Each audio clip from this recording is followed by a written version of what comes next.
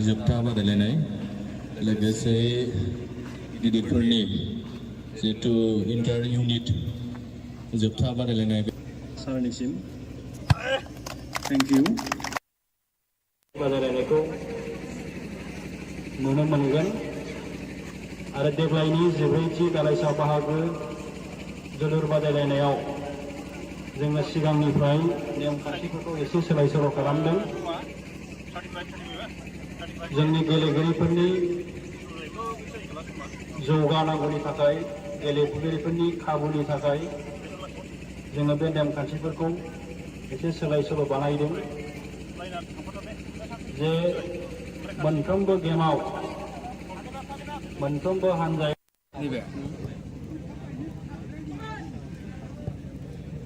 गंगार दावख्ल passing ke depan nanti Misbah kalau kau lihatnya bol principal dan setelah Cina akan bergerak Gonggar Dauklo lihatnya bol dan setelah bol passing ke depan mainnya आरो गावनि सिनायथिखौनो खावलायबाय हाबाफारियाव बाहागो लानो हादों रामफलबो समाय थिनामोन समाज सिबियारि आरो बिजेपिनि दैदेनगिरि गावनि सिनायथिखौनो खावलायबाय हाबाफारियाव बाहागो लानो हानाय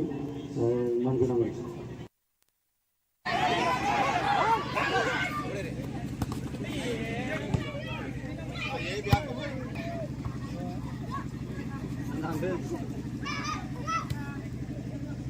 मोननैसो मोनथामसो लाबो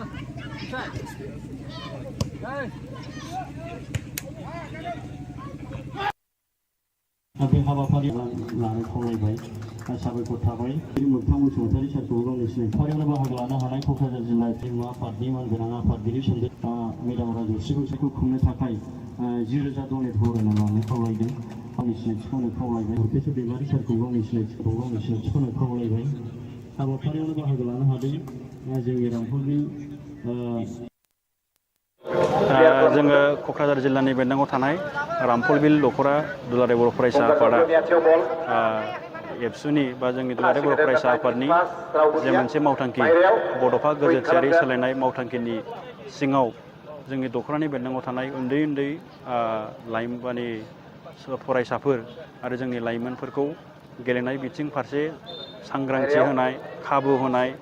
आरो बिथांमोनखौ जोङो थुलुंगा होनायनि नोजोरजों थांनाय 3 जुलाइनिफ्राय जागायनानै दिनै 9 जुलाइ 2024 इं अक्ट'सिम जोंनि दख'रानिनो बेंनांगौ थानाय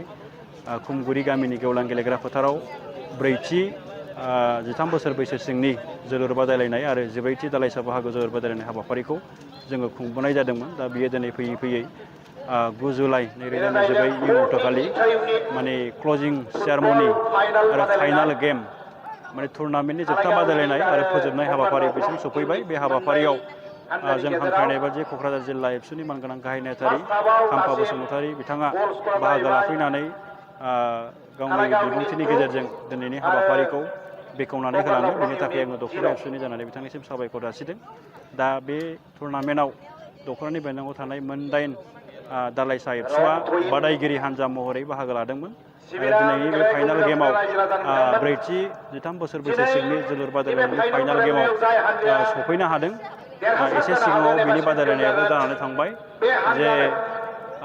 बेलगुरि दालाइसा एबसु आरो बिथांमोननि हेंथायै बालाथङा दालाइसा एबसुआ गेलेनानै देरहासार जानो हालांबाय आरो दा 14थि दालाइसा बाहागोनि जोलुर बादायलायनाय बियो सोलिगासिनो दङ बेवहाय गंगार दावख्लं दालाइसा एबसुनि हेंथायै कारायगाव दालाइसा एबसुआ बाहागो लादों गुबुन समफोरनि बायदि देग्लायबो जोंनि ओनसोलनि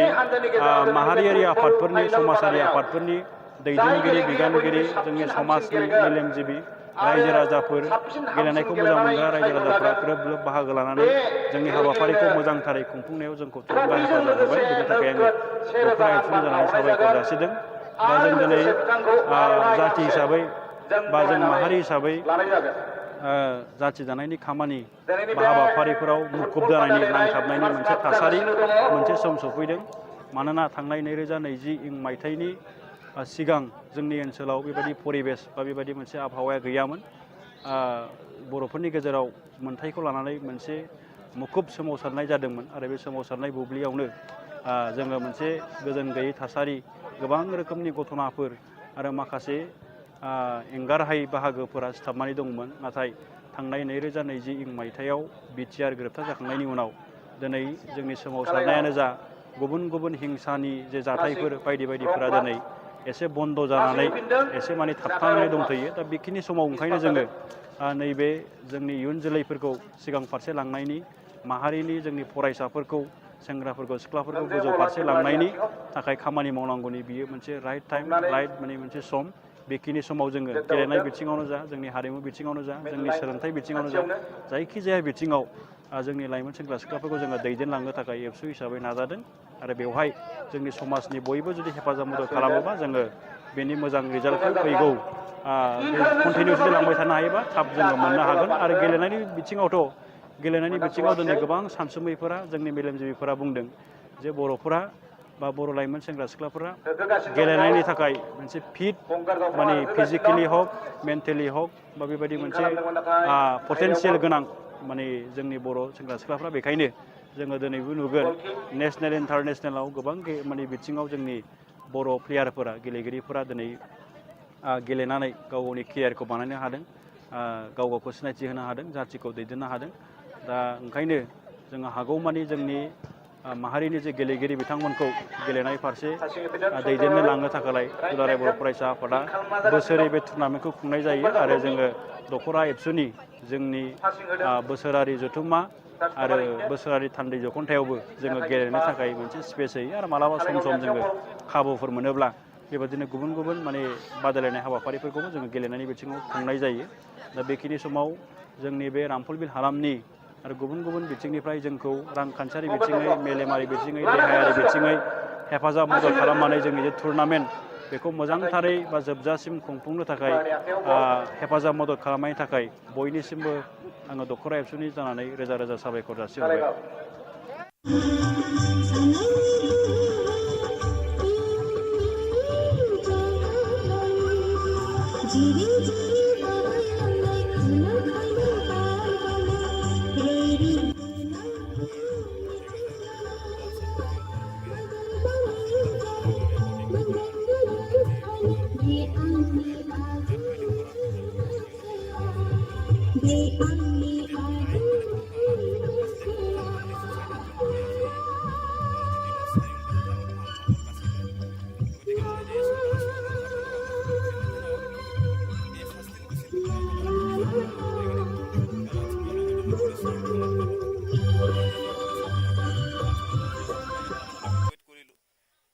जोबथा बादायलायनाय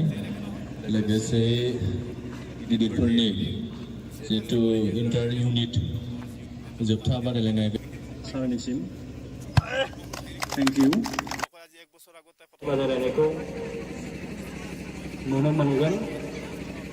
आरो देग्लायनि 14थि दालाइसा बाहागो जोलुर बादायलायनायाव जोङो सिगांनिफ्राय नेमखान्थिफोरखौ एसे सोलाय सोल' खालामदों। जोंनि गेलेगिरिफोरनि जौगानांगौनि थाखाय, गेलेगिरिफोरनि खाबुनि थाखाय जोङो बे नेमखान्थिफोरखौ एसे सोलाय सोल' बानायदों। जे मोनफ्रोमबो गेमाव मोनफ्रोमबो हान्जाया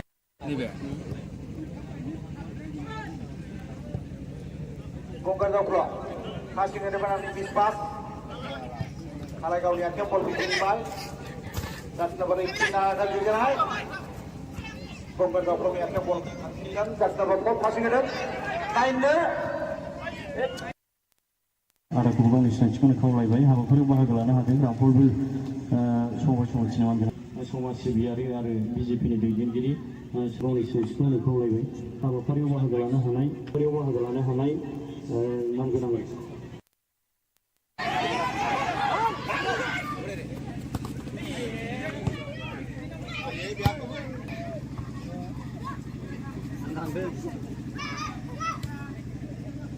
मोननैसो मोनथामसो लाबो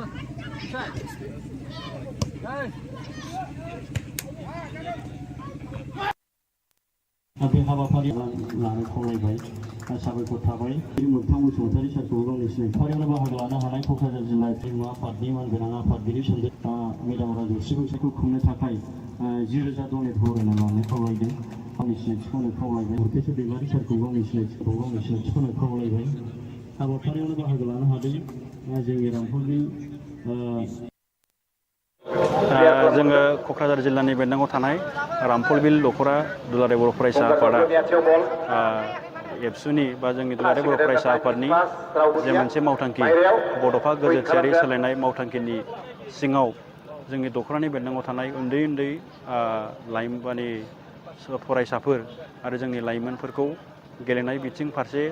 सांग्रांथि होनाय खाबु होनाय आरो बिथांमोनखौ जोङो थुलुंगा होनायनि नोजोरजों थांनाय 3 जुलाइनिफ्राय जागायनानै दिनै 9 जुलाइ 2024 अक्ट'सिम जोंनि दख'रानिनो बेन्दोङाव थानाय खुमगुरि गामिनि गेवलां गेलेग्रा फोथाराव 4थि 13 बोसोर बैसो सिंनि जोलुर बादायलायनाय आरो 14थि दालाइसा बाहागो जोलुर बादायलायनाय हाबाफारिखौ जोङो खुंबोनाय जादोंमोन। दा बियो दिनै फैयै 9 जुलाइ 2024 अक्ट'खालि माने क्लजिं सेरेमनि आरो फाइनाल गेम माने टुर्नामेन्टनि जोबथा बादायलायनाय आरो फोजोबनाय हाबाफारि बिसिम सफैबाय। बे हाबाफारियाव जों हांख्रायनाय बायदि क'क्राझार जिल्ला एबसुनि मानगोनां गाहाय नेहाथारि खाम्फा बसुमतारी बिथाङा बाहागो लाफैनानै गावनि बिबुंथिनि गेजेरजों दिनैनि हाबाफारिखौ बेखेवनानै होलाङो। बेनि थाखाय आङो दख'रा एबसुनि जानानै बिथांनिसिम साबायखर जासिदों। दा बे टुर्नामेन्टआव दख'रानि बेन्दोङाव थानाय 8 दालाइसा एबसुआ बादायगिरि हान्जा महरै बाहागो लादोंमोन। दिनैनि बे फाइनाल गेमाव 4थि 13 बोसोर बैसो सिंनि जोलुर बादायलायनायनि फाइनाल गेमाव सफैनो हादों। एसे सिगाङाव बिनि बादायलायनायाबो जानानै थांबाय जे बेलगुरि दालाइसा एबसु आरो बिथांमोननि हेंथायै बालाथङा दालाइसा एबसुआ गेलेनानै देरहासार जानो हानांबाय आरो दा 14थि दालाइसा बाहागोनि जोलुर बादायलायनाय बियो सोलिगासिनो दङ। बेवहाय गंगार जावख्लं दालाइसा एबसुनि हेंथायै कारायगाव दालाइसा एबसुआ बाहागो लादों। गुबुन समफोरनि बायदि देग्लायबो जोंनि ओनसोलनि माहारियारि आफादफोरनि समाजारि आफादफोरनि दैदेनगिरि बिबानगिरि जोंनि समाजनि मेलेमजिबि रायजो राजाफोर गेलेनायखौ मोजां मोनग्रा रायजो राजाफ्रा ग्रोब बाहागो लानानै जोंनि हाबाफारिखौ मोजांथारै खुंफुंनायाव जोंखौ थुलुंगा हेफाजाब होबाय। बेनि थाखाय आङो दख'रा एबसुनि जानानै साबायखर जासिदों। दा जों दिनै जाथि हिसाबै बा जों माहारि हिसाबै जाथि दानायनि खामानि बा हाबाफारिफोराव मुखुब जानायनि नांथाबनायनि मोनसे थासारि मोनसे सम सफैदों। मानोना थांनाय 2020 मायथाइनि सिगां जोंनि ओनसोलाव बेबायदि परिबेस बा बेबायदि मोनसे आबहावाया गैयामोन। बर'फोरनि गेजेराव मोनथायखौ लानानै मोनसे मुखुब सोमावसारनाय जादोंमोन आरो बे सोमावसारनाय बुब्लियावनो जोङो मोनसे गोजोन गैयै थासारि गोबां रोखोमनि घटनाफोर आरो माखासे एंगारहायै बाहागोफोरा सिथाबनानै दंमोन। नाथाय थांनाय 2020 मायथाइयाव बिटिआर गोरोबथा जाखांनायनि उनाव दिनै जोंनि सोमावसारनायानो जा गुबुन हिंसानि जे जाथायफोर बायदिफोरा दिनै एसे बन्द जानानै एसे माने थाबथानानै दंथ'यो। दा बेखिनि समाव ओंखायनो जोङो नैबे जोंनि इयुन जोलैफोरखौ सिगां फारसे लांनायनि माहारिनि जोंनि फरायसाफोरखौ सेंग्राफोरखौ सिख्लाफोरखौ गोजौ फारसे लांनायनि थाखाय खामानि मावनांगौनि बियो मोनसे राइट टाइम राइट माने मोनसे सम। बेखिनि समाव जोङो गेलेनाय बिथिङावनो जा जोंनि हारिमु बिथिङावनो जा जोंनि सोलोंथाइ बिथिङावनो जा जायखिजाया बिथिङाव जोंनि लाइमोन सेंग्रा सिख्लाफोरखौ जोङो दैदेनलांनो थाखाय एबसु हिसाबै नाजादों आरो बेवहाय जोंनि समाजनि बयबो जुदि हेफाजाब मदद खालामोबा जोङो बेनि मोजां रिजाल्टखौ फैगौ कन्टिनिउसलि लांबाय थानो हायोबा थाब जोङो मोननो हागोन। आरो गेलेनायनि बिथिङाव दिनै गोबां सानसुमैफोरा जोंनि मेलेमजिबिफोरा बुंदों जे बर'फोरा बा बर' लाइमोन सेंग्रा सिख्लाफोरा गेलेनायनि थाखाय मोनसे फिट माने फिजिकेलि हक मेन्टेलि हक बा बेबायदि मोनसे पटेनसियेल गोनां माने जोंनि बर' सेंग्रा सिख्लाफ्रा। बेखायनो जोङो दिनैबो नुगोन नेसनेल इन्टारनेसनेलाव गोबां माने बिथिङाव जोंनि बर' प्लेयारफोरा गेलेगिरिफोरा दिनै गेलेनानै गाव गावनि केरियारखौ बानायनो हादों गाव गावखौ सिनायथि होनो हादों, जाथिखौ दैदेननो हादों। दा ओंखायनो जोङो हागौमानि जोंनि माहारिनि जे गेलेगिरि बिथांमोनखौ गेलेनाय फारसे दैदेननो लांनो थाखाय दुलाराय बर' फरायसा आफादा बोसोरै बे टुर्नामेन्टखौ खुंनाय जायो आरो जोङो दख'रा एबसुनि जोंनि बोसोरारि जथुम्मा आरो बोसोरारि थान्दै जखन्थायावबो जोङो गेलेनो थाखाय मोनसे स्पेस होयो आरो मालाबा सम जोङो खाबुफोर मोनोब्ला बेबादिनो गुबुन गुबुन माने बादायलायनाय हाबाफारिफोरखौबो जोङो गेलेनायनि बिथिङाव खुंनाय जायो। दा बेखिनि समाव जोंनि बे रामफलबिल हालामनि आरो गुबुन गुबुन बिथिंनिफ्राय जोंखौ रांखान्थियारि बिथिङै, मेलेमारि बिथिङै, देहायारि बिथिङै हेफाजाब मदद खालामनानै जोंनि जे टुर्नामेन्ट बेखौ मोजांथारै बा जोबजासिम खुंफुंनो थाखाय हेफाजाब मदद खालामनायनि थाखाय बयनिसिमबो आङो दख'रा एबसुनि जानानै रोजा रोजा साबायखर जासिहरबाय।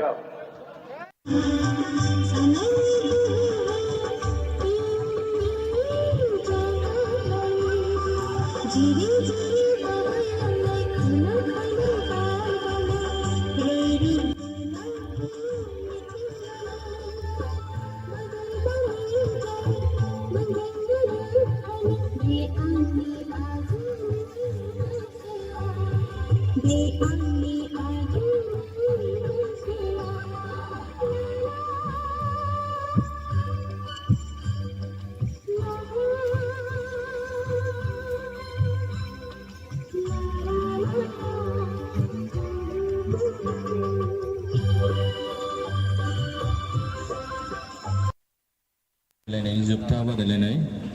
लोगोसे गिदिरफोरनि जिहेतु इन्टार इउनिट जोबथा बादायलायनाय सारनिसिम थेंक इउ। बादायलायनायखौ नुनो मोनगोन आरो देग्लायनि 14थि दालाइसा बाहागो जोलुर बादायलायनायाव जोङो सिगांनिफ्राय नेमखान्थिफोरखौ एसे सोलाय सोल' खालामदों। जोंनि गेलेगिरिफोरनि जौगानांगौनि थाखाय, गेलेगिरिफोरनि खाबुनि थाखाय जोङो बे नेमखान्थिफोरखौ एसे सोलाय सोल' बानायदों जे मोनफ्रोमबो गेमाव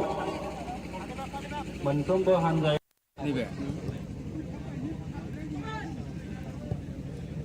गंगार दावख्ला हासिङै बानानै 20 पास खालायगावनि आथिं बल बिसिबाय जास्ट नाम्बार 18 नागारनाय गंगार दावख्लानि आथिं बल हासिङै जास्ट नाम्बार 4 हासिङै नायनो आरो गावनि सिनायथिखौनो खावलायबाय। हाबाफारियाव बाहागो लानो हादों रामफलबिल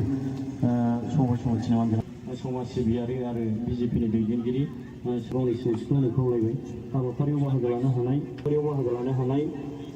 मानगोनां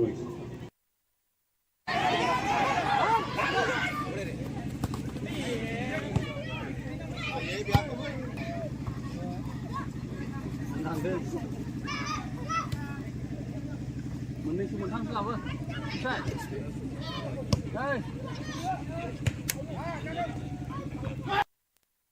बे हाबाफारि लानो खावलायबाय।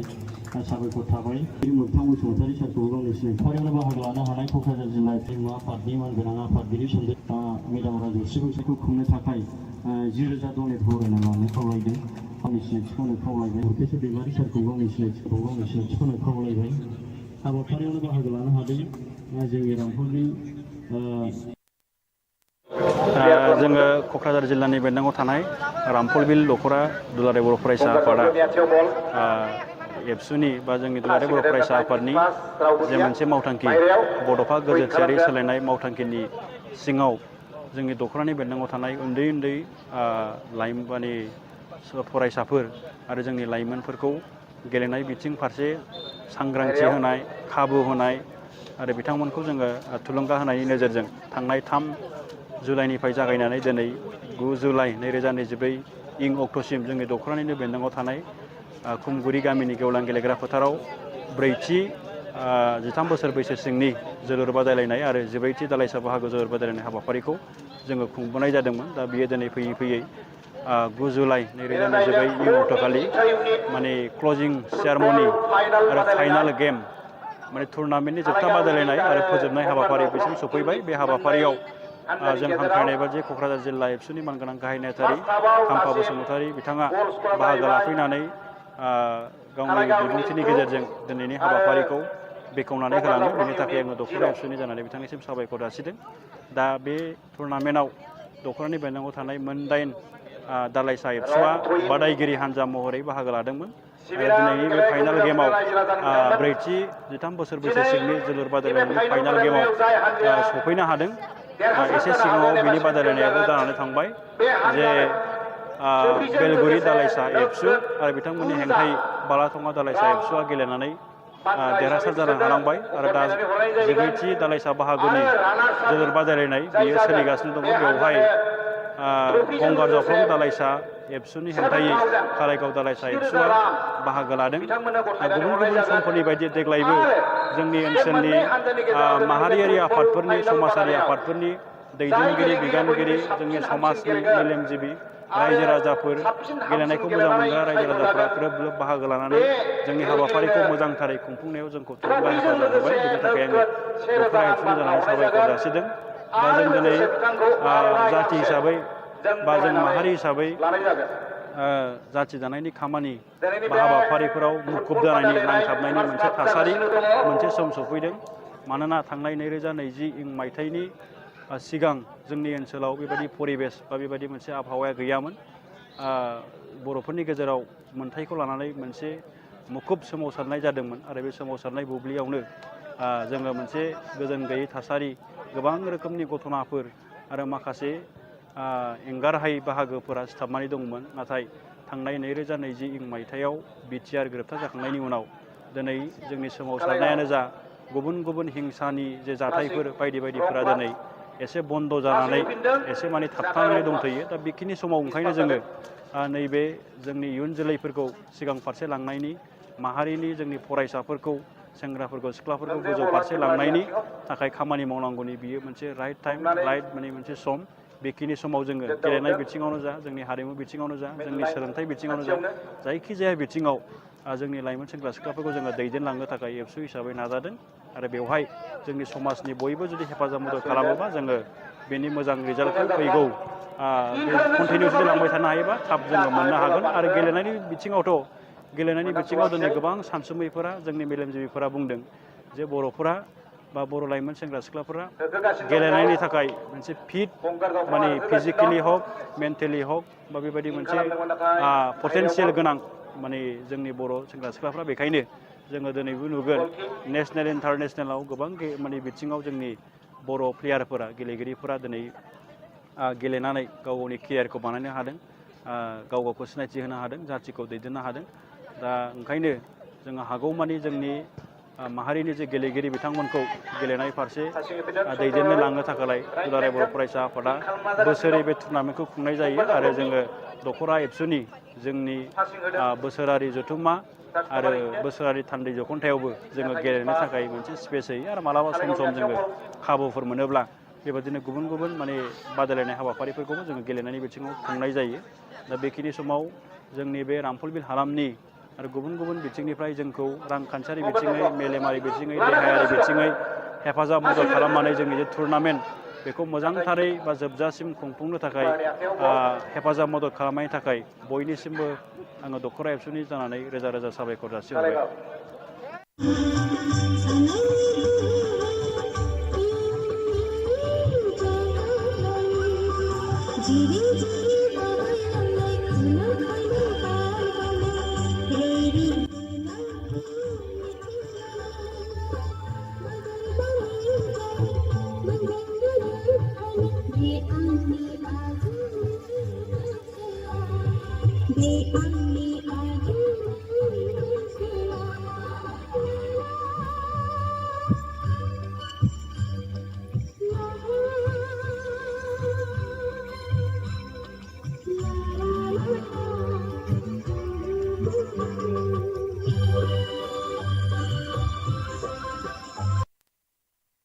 जोबथा बादायलायनाय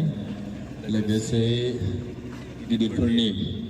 जिहेतु इन्टार इउनिट जोबथा बादायलायनाय सारनिसिम थेंक इउ। बादायलायनायखौ नुनो मोनगोन आरो देग्लायनि 14थि दालाइसा बाहागो जोलुर बादायलायनायाव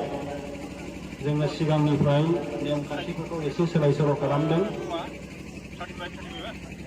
जोंनि गेलेगिरिफोरनि जौगानांगौनि थाखाय, गेलेगिरिफोरनि खाबुनि थाखाय जोङो बे नेमखान्थिफोरखौ एसे सोलाय सोल' बानायदों। जे मोनफ्रोमबो गेमाव मोनफ्रोमबो हान्जाया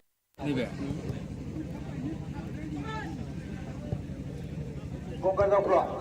passing in the banana miss pass Kalaigaunia Temple between ball that's number 18 Naga Juganai Gonggar Daukla Temple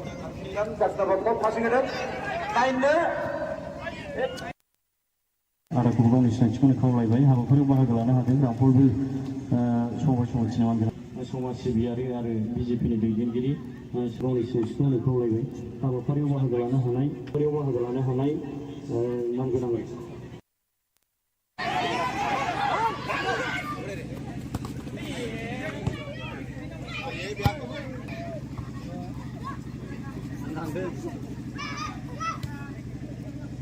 मोननैसो मोनथामसो लाबो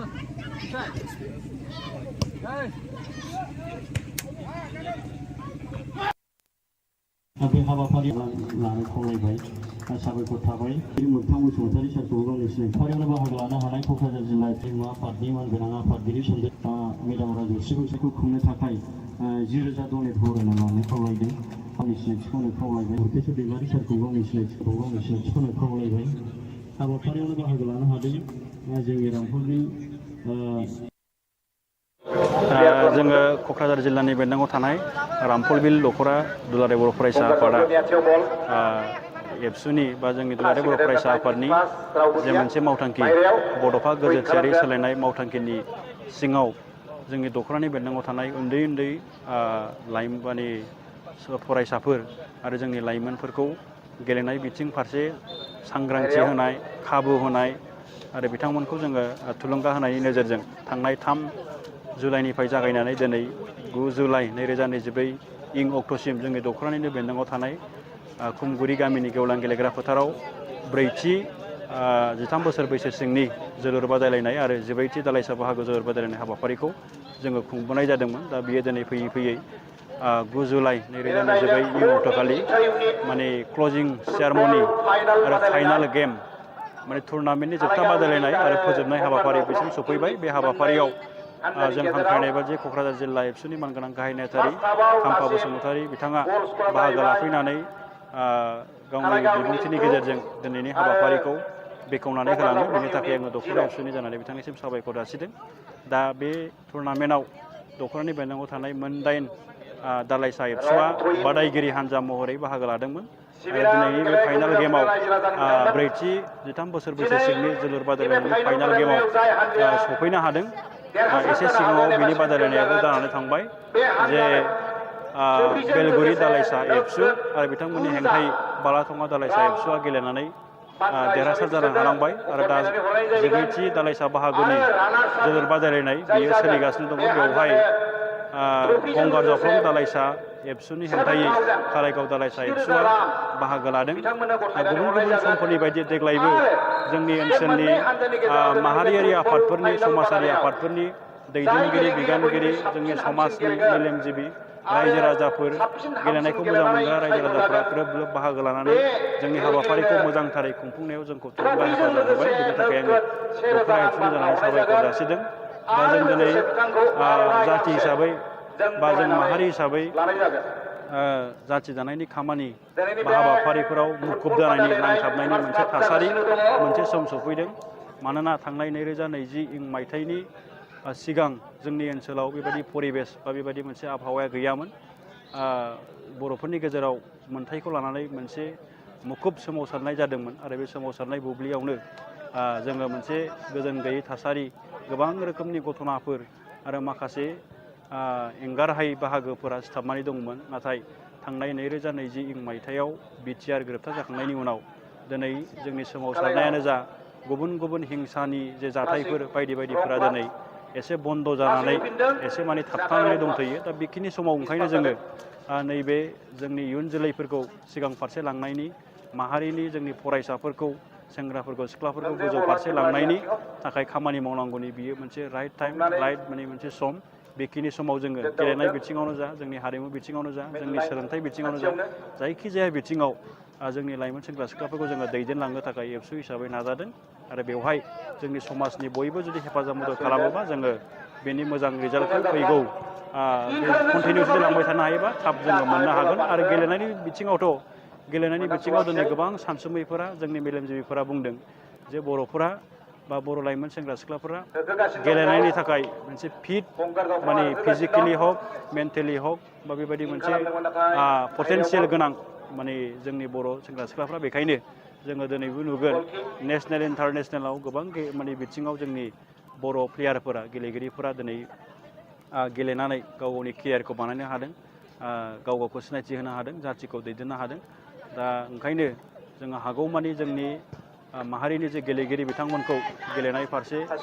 दैदेननो लांनो थाखाय दुलाराय बर' फरायसा आफादा बोसोरै बे टुर्नामेन्टखौ खुंनाय जायो आरो जोङो दख'रा एबसुनि जोंनि बोसोरारि जथुम्मा आरो बोसोरारि थान्दै जखन्थायावबो जोङो गेलेनो थाखाय मोनसे स्पेस होयो आरो मालाबा सम जोङो खाबुफोर मोनोब्ला बेबादिनो गुबुन गुबुन माने बादायलायनाय हाबाफारिफोरखौबो जोङो गेलेनायनि बिथिङाव खुंनाय जायो दा बेखिनि समाव जोंनि बे रामफलबिल हालामनि आरो गुबुन गुबुन बिथिंनिफ्राय जोंखौ रांखान्थियारि बिथिङै मेलेमारि बिथिङै देहायारि बिथिङै हेफाजाब मदद खालामनानै जोंनि जे टुर्नामेन्ट बेखौ मोजांथारै बा जोबजासिम खुंफुंनो थाखाय हेफाजाब मदद खालामनायनि थाखाय बयनिसिमबो आङो दख'रा एबसुनि जानानै रोजा रोजा साबायखर जासिहरबाय।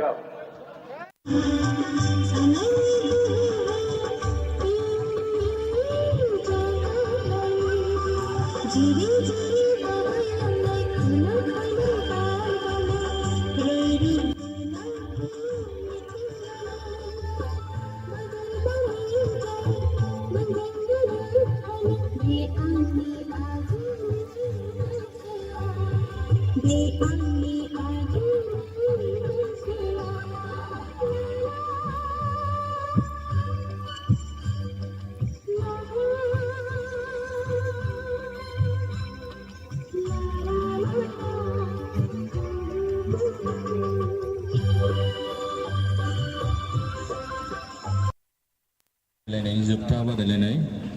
लोगोसे गिदिरफोरनि जिहेतु इन्टार इउनिट जोबथा बादायलायनाय सारनिसिम थेंक इउ बादायलायनायखौ नुनो मोनगोन आरो देग्लायनि 14थि दालाइसा बाहागो जोलुर बादायलायनायाव जोङो सिगांनिफ्राय नेमखान्थिफोरखौ एसे सोलाय सोल' खालामदों जोंनि गेलेगिरिफोरनि जौगानांगौनि थाखाय गेलेगिरिफोरनि खाबुनि थाखाय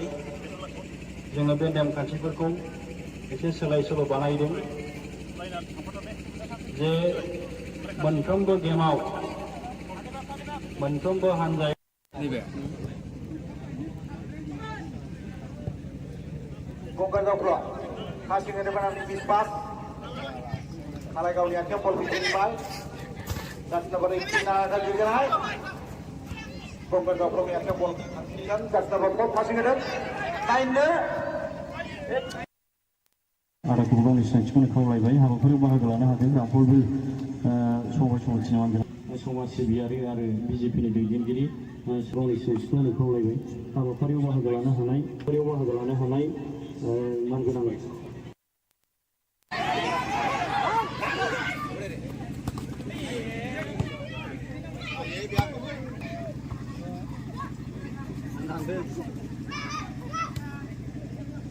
मोननैसो मोनथामसो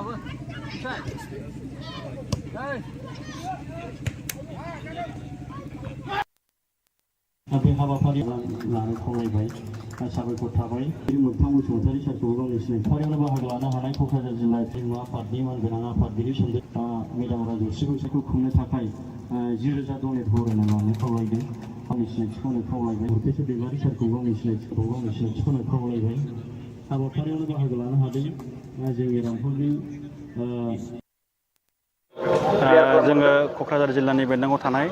रामफलबिल दख'रा दुलाराय बर' फरायसा आफादा एबसुनि बा जोंनि दुलाराय बर' फरायसा आफादनि जे मोनसे मावथांखि बड'फा गोजोनथियारि सोलायनाय मावथांखिनि सिङाव जोंनि दख'रानि बेन्दोङाव थानाय उन्दै उन्दै लाइमोन फरायसाफोर आरो जोंनि लाइमोनफोरखौ गेलेनाय बिथिं फारसे सांग्रांथि होनाय खाबु होनाय आरो बिथांमोनखौ जोङो थुलुंगा होनायनि नोजोरजों थांनाय 3 जुलाइनिफ्राय जागायनानै दिनै 9 जुलाइ 2024 इं अक्ट'सिम जोंनि दख'रानिनो बेन्दोङाव थानाय खुमगुरि गामिनि गेवलां गेलेग्रा फोथाराव 4थि 13 बोसोर बैसो सिंनि जोलुर बादायलायनाय आरो 14थि दालाइसा बाहागो जोलुर बादायलायनाय हाबाफारिखौ जोङो खुंबोनाय जादोंमोन। दा बियो दिनै फैयै फैयै 9 जुलाइ 2024 इं अक्ट'खालि माने क्लजिं सेरेमनि आरो फाइनाल गेम माने टुर्नामेन्टनि जोबथा बादायलायनाय आरो फोजोबनाय हाबाफारि बिसिम सफैबाय। बे हाबाफारियाव जों हांख्रायनाय बायदि क'क्राझार जिल्ला एबसुनि मानगोनां गाहाय नेहाथारि खाम्फा बसुमतारी बिथाङा बाहागो लाफैनानै गावनि बिबुंथिनि गेजेरजों दिनैनि हाबाफारिखौ बेखेवनानै होलाङो। बेनि थाखाय आङो दख'रा एबसुनि जानानै बिथांनिसिम साबायखर जासिदों। दा बे टुर्नामेन्टआव दख'रानि बेन्दोङाव थानाय मोन 8 दालाइसा एबसुआ बादायगिरि हान्जा महरै बाहागो लादोंमोन आरो दिनैनि बे फाइनाल गेमाव 4थि 13 बोसोर बैसो सिंनि जोलुर बादायलायनायनि फाइनाल गेमाव सफैनो हादों। एसे सिगाङाव बिनि बादायलायनायाबो जानानै थांबाय जे बेलगुरि दालाइसा एबसु आरो बिथांमोननि हेंथायै बालाथङा दालाइसा एबसुआ गेलेनानै देरहासार जानो हालांबाय आरो दा 14थि दालाइसा बाहागोनि जोलुर बादायलायनाय बियो सोलिगासिनो दङ। बेवहाय गंगार जफ्लं दालाइसा एबसुनि हेंथायै कारायगाव दालाइसा एबसुआ बाहागो लादों। गुबुन गुबुन समफोरनि बायदि देग्लायबो जोंनि ओनसोलनि माहारियारि आफादफोरनि समाजारि आफादफोरनि दैदेनगिरि बिबानगिरि जोंनि समाजनि मेलेमजिबि रायजो राजाफोर गेलेनायखौ मोजां मोनग्रा रायजो राजाफ्रा ग्रोब ग्रोब बाहागो लानानै जोंनि हाबाफारिखौ मोजांथारै खुंफुंनायाव जोंखौ थुलुंगा हेफाजाब होबाय। बेनि थाखाय आङो दख'रा एबसुनि जानानै साबायखर जासिदों। दा जों दिनै जाथि हिसाबै बा जों माहारि हिसाबै जाथि दानायनि खामानि बा हाबाफारिफोराव मुखुब जानायनि नांथाबनायनि मोनसे थासारि मोनसे सम सफैदों। मानोना थांनाय 2020 इं मायथाइनि सिगां जोंनि ओनसोलाव बेबायदि परिबेस बा बेबायदि मोनसे आबहावाया गैयामोन। बर'फोरनि गेजेराव मोनथायखौ लानानै मोनसे मुखुब सोमावसारनाय जादोंमोन आरो बे सोमावसारनाय बुब्लियावनो जोङो मोनसे गोजोन गैयै थासारि गोबां रोखोमनि घटनाफोर आरो माखासे एंगारहायै बाहागोफोरा सिथाबनानै दंमोन। नाथाय थांनाय 2020 इं मायथाइयाव बिटिआर ग्रेप्टार जाखांनायनि उनाव दिनै जोंनि सोमावसारनायानो जा गुबुन गुबुन हिंसानि जे जाथायफोर बायदि बायदिफोरा दिनै एसे बन्द' जानानै एसे माने थाबथानानै दंथ'यो। दा बेखिनि समाव ओंखायनो जोङो नैबे जोंनि इयुन जोलैफोरखौ सिगां फारसे लांनायनि माहारिनि जोंनि फरायसाफोरखौ सेंग्राफोरखौ सिख्लाफोरखौ गोजौ फारसे लांनायनि थाखाय खामानि मावनांगौनि बियो मोनसे राइट टाइम राइट माने मोनसे सम। बेखिनि समाव जोङो गेलेनाय बिथिङावनो जा जोंनि हारिमु बिथिङावनो जा जोंनि सोलोंथाइ बिथिङावनो जा जायखिजाया बिथिङाव जोंनि लाइमोन सेंग्रा सिख्लाफोरखौ जोङो दैदेनलांनो थाखाय एबसु हिसाबै नाजादों आरो बेवहाय जोंनि समाजनि बयबो जुदि हेफाजाब मदद खालामोबा जोङो बेनि मोजां रिजाल्टखौ फैगौ कन्टिनिउसलि लांबाय थानो हायोबा थाब जोङो मोननो हागोन। आरो गेलेनायनि बिथिङाव दिनै गोबां सानसुमैफोरा जोंनि मेलेमजिबिफोरा बुंदों जे बर'फोरा बा बर' लाइमोन सेंग्रा सिख्लाफोरा गेलेनायनि थाखाय मोनसे फिट माने फिजिकेलि हक मेन्टेलि हक बा बेबायदि मोनसे पटेनसियेल गोनां माने जोंनि बर' सेंग्रा सिख्लाफ्रा। बेखायनो जोङो दिनैबो नुगोन नेसनेल इन्टारनेसनेलाव गोबां माने बिथिङाव जोंनि बर' प्लेयारफोरा गेलेगिरिफोरा दिनै गेलेनानै गाव गावनि केरियारखौ बानायनो हादों, गाव गावखौ सिनायथि होनो हादों, जाथिखौ दैदेननो हादों। दा ओंखायनो जोङो हागौमानि जोंनि माहारिनि जे गेलेगिरि बिथांमोनखौ गेलेनाय फारसे दैदेननो लांनो थाखाय दुलाराय बर' फरायसा आफादा बोसोरै बे टुर्नामेन्टखौ खुंनाय जायो आरो जोङो दख'रा एबसुनि जोंनि बोसोरारि जथुम्मा आरो बोसोरारि थान्दै जखन्थायावबो जोङो गेलेनो थाखाय मोनसे स्पेस होयो आरो मालाबा सम सम जोङो खाबुफोर मोनोब्ला बेबादिनो गुबुन गुबुन माने बादायलायनाय हाबाफारिफोरखौबो जोङो गेलेनायनि बिथिङाव खुंनाय जायो। दा बेखिनि समाव जोंनि बे रामफलबिल हालामनि आरो गुबुन गुबुन बिथिंनिफ्राय जोंखौ रांखान्थियारि बिथिङै मेलेमारि बिथिङै देहायारि बिथिङै हेफाजाब मदद खालामनानै जोंनि जे टुर्नामेन्ट बेखौ मोजांथारै बा जोबजासिम खुंफुंनो थाखाय हेफाजाब मदद खालामनायनि थाखाय बयनिसिमबो आङो दख'रा एबसुनि जानानै रोजा रोजा साबायखर जासिहरबाय।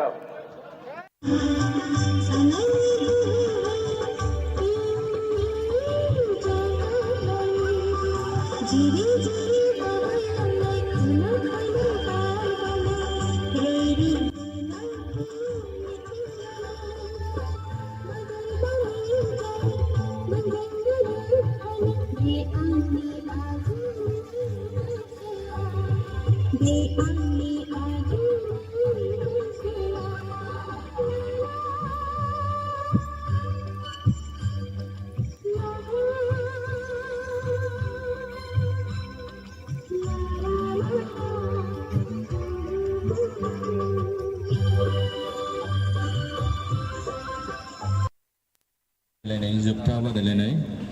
लोगोसे गिदिरफोरनि जिहेतु इन्टार इउनिट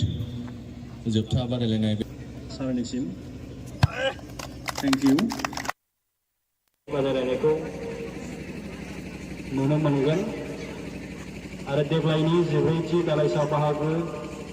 जोलुर बादायलायनायाव जोङो सिगांनिफ्राय नेमखान्थिफोरखौ एसे सोलाय सोल' खालामदों जोंनि गेलेगिरिफोरनि जौगानांगौनि थाखाय गेलेगिरिफोरनि खाबुनि थाखाय जोङो बे नेमखान्थिफोरखौ एसे सोलाय सोल' बानायदों जे मोनफ्रोमबो गेमाव मोनफ्रोमबो हान्जाया गंगार दावख्ला passing dari mana di pas Kalaigawi akhirnya ball bikin bal dan nomor 18 akan digerai Gonggar Dauklo akhirnya ball kan dan nomor 4 passing dari lainnya आरो गुबुन सिनायथिखौनो खावलायबाय हाबाफारियाव बाहागो लानो हादों रामफलबिल समाज सिबियारि आरो बिजेपिनि दैदेनगिरि गावनि सिनायथिखौनो खावलायबाय हाबाफारियाव बाहागो लानो हानाय मानगोनां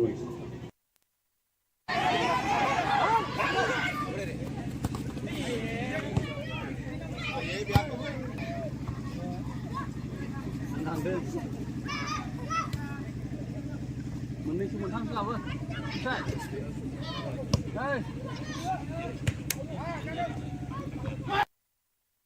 बे हाबाफारि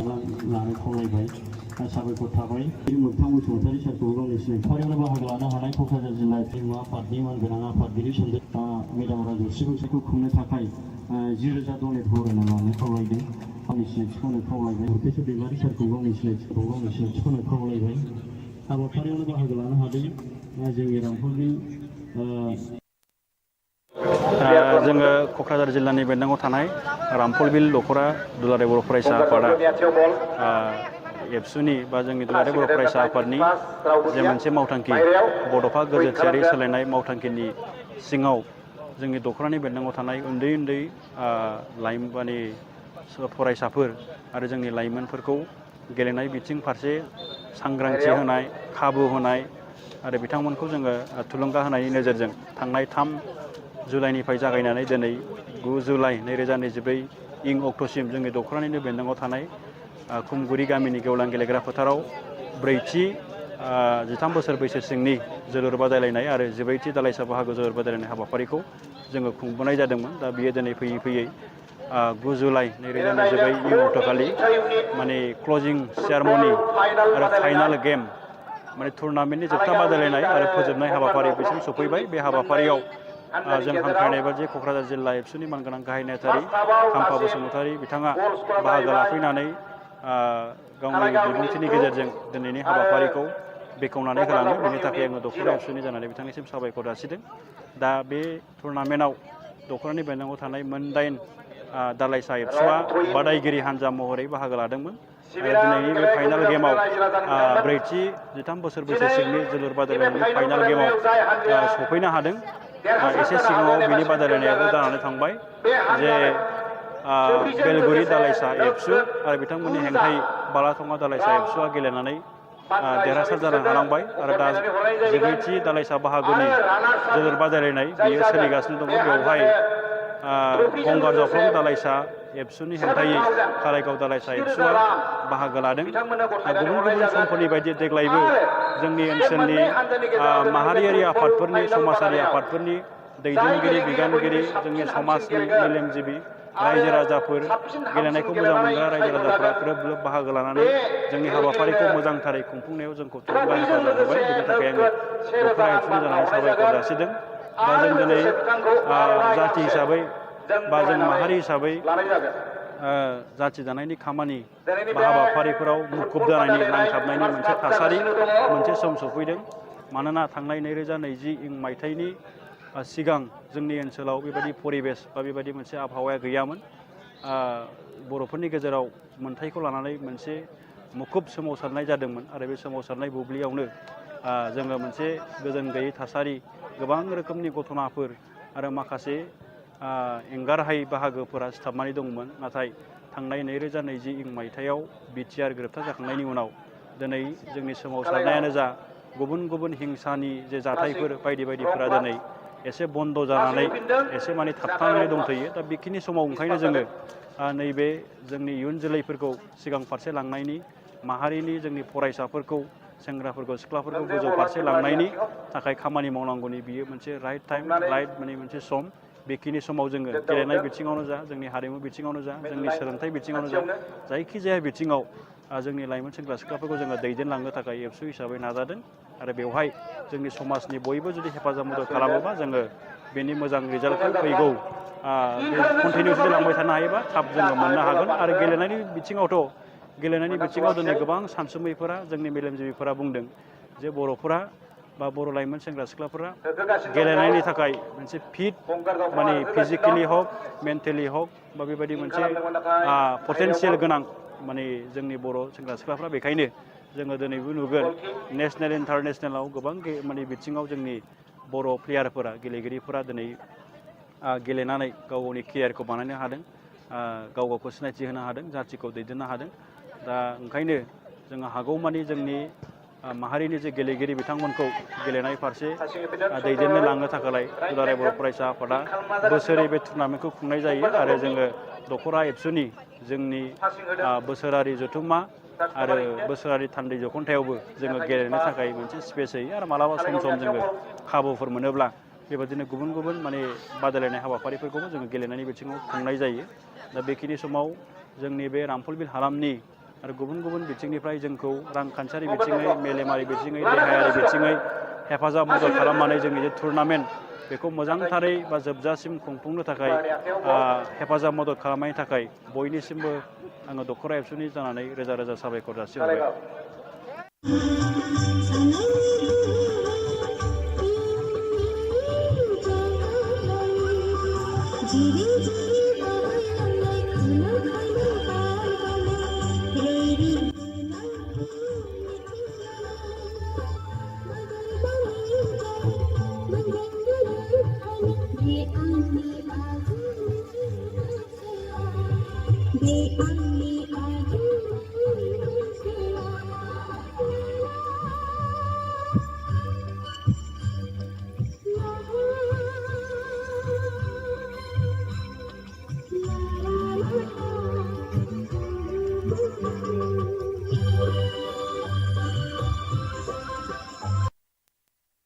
जोबथा बादायलायनाय लोगोसे गिदिरफोरनि जिहेतु इन्टार इउनिट जोबथा बादायलायनाय सारनिसिम थेंक इउ। बादायलायनायखौ नुनो मोनगोन आरो देग्लायनि 14थि दालाइसा बाहागो जोलुर बादायलायनायाव जोङो सिगांनिफ्राय नेमखान्थिफोरखौ एसे सोलाय सोल' खालामदों। जोंनि गेलेगिरिफोरनि जौगानांगौनि थाखाय, गेलेगिरिफोरनि खाबुनि थाखाय जोङो बे नेमखान्थिफोरखौ एसे सोलाय सोल' बानायदों। जे मोनफ्रोमबो गेमाव मोनफ्रोमबो हान्जाया गंगार दावख्ला passing dari mana di pas kalau kau lihat ball bikin bal dan nomor 18 akan juga naik gonggar dakwah lihat ball kan dan nomor 4 passing ada lainnya आरो गावनि सिनायथिखौनो खावलायबाय। हाबाफारियाव बाहागो लानो हादों रामफलबिल सबाय समाजनि समाज सिबियारि आरो बिजेपिनि दैदेनगिरि गावनि सिनायथिखौनो खावलायबाय। हाबाफारियाव बाहागो लानो हानाय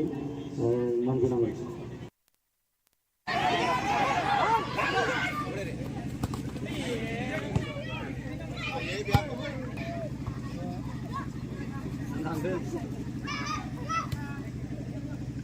बे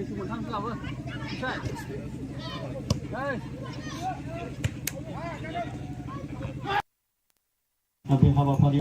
लानो खावलायबाय साबायखर थाबाय मोगथां बसुमतारी सारखौ गावनि सिनायथिफारियावनो बाहागो लानो हानाय क'क्राझार जिल्ला हारिमु आफादनि मानगोनां आफादगिरि सोमदोन मेदाम राजश्री बैसागु खुंनो थाखाय 10,000 डनेट हरनो लानो खावलायदों गावनि सिनायथिखौनो खावलायबाय हरकेश्वर दैमारि सारखौ गावनि सिनायथिखौनो खावलायबाय हाबाफारियावनो बाहागो लानो हादों जोंनि रामफलनि जोङो क'क्राझार जिल्लानि बेन्दोङाव थानाय रामफलबिल दख'रा दुलाराय बर' फरायसा आफादा एबसुनि बा जोंनि दुलाराय बर' फरायसा आफादनि जे मोनसे मावथांखि बड'फा गोजोरथियारि सोलायनाय मावथांखिनि सिङाव जोंनि दख'रानि बेन्दोङाव थानाय उन्दै उन्दै लाइमोन फरायसाफोर आरो जोंनि लाइमोनफोरखौ गेलेनाय बिथिं फारसे सांग्रांथि होनाय खाबु होनाय आरो बिथांमोनखौ जोङो थुलुंगा होनायनि नोजोरजों थांनाय 3 जुलाइनिफ्राय जागायनानै दिनै 9 जुलाइ 2024 इं अक्ट'सिम जोंनि दख'रानिनो बेन्दोङाव थानाय खुमगुरि गामिनि गेवलां गेलेग्रा फोथाराव 4थि 13 बोसोर बैसो सिंनि जोलुर बादायलायनाय आरो 14थि दालाइसा बाहागो जोलुर बादायलायनाय हाबाफारिखौ जोङो खुंबोनाय जादोंमोन। दा बियो दिनै फैयै फैयै 9 जुलाइ 2024 इं अक्ट'खालि माने क्लजिं सेरेमनि आरो फाइनाल गेम माने टुर्नामेन्टनि जोबथा बादायलायनाय आरो फोजोबनाय हाबाफारि बिसिम सफैबाय। बे हाबाफारियाव जों हांख्रायनाय बायदि क'क्राझार जिल्ला एबसुनि मानगोनां गाहाय नेहाथारि खाम्फा बसुमतारी बिथाङा बाहागो लाफैनानै गावनि बिबुंथिनि गेजेरजों दिनैनि हाबाफारिखौ बेखेवनानै होलाङो। बेनि थाखाय आङो दख'रा एबसुनि जानानै बिथांनिसिम साबायखर जासिदों। दा बे टुर्नामेन्टआव दख'रानि बेन्दोङाव थानाय मोन 8 दालाइसा एबसुआ बादायगिरि हान्जा महरै बाहागो लादोंमोन आरो दिनैनि बे फाइनाल गेमाव 4थि 13 बोसोर बैसो सिंनि जोलुर बादायलायनायनि फाइनाल गेमाव सफैनो हादों। एसे सिगाङाव बिनि बादायलायनायाबो जानानै थांबाय जे